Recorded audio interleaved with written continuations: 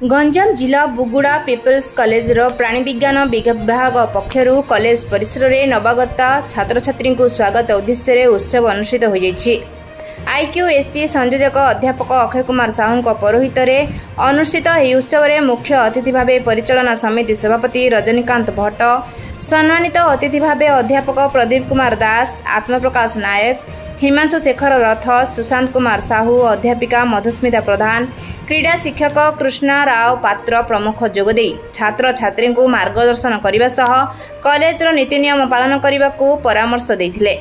ଏହି ଅବସରରେ ନବାଗତ ଛାତ୍ରଛାତ୍ରୀ ମାନେ ନିଜ ନିଜର ପରିଚୟ ପ୍ରଦାନ କରିଥିବା ବେଳେ ସେମାନଙ୍କୁ ଉପହାର ପ୍ରଦାନ ପୂର୍ବକ ଭବ୍ୟ ସ୍ୱାଗତ ସମ୍ବର୍ଦ୍ଧନା ଜ୍ଞାପନ କରାଯାଇଥିଲା। ଏଥିସହ ଦ୍ୱିତୀୟ ଓ ତୃତୀୟ ବର୍ଷର ଛାତ୍ରଛାତ୍ରୀ ମାନେ ନବାଗତ ଛାତ୍ରଛାତ୍ରୀଙ୍କୁ ଶୁଭେଚ୍ଛା ଜଣାଇବା ସହ ବିଭାଗୀୟ ଅନୁଶାସନ ସମ୍ପର୍କରେ ଅବଗତ କରାଇଥିଲେ।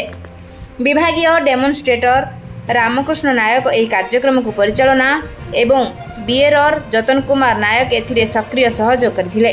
उक्त कार्यक्रम प्रारंभ में छात्री स्मृति सुचरिता नायक स्वागत भाषण एवं विभागीय मुख्य अध्यापिका कृष्णा मुरारी बागी अतिथि परिचय प्रदान करथिबा बेले परिशेष में छात्री याज्ञसेनी प्रधान धन्यवाद अर्पण करथिले। गंजाम जिला प्रतिनिधि कालीचरण मिश्र रिपोर्ट रूपाथालिया न्यूज।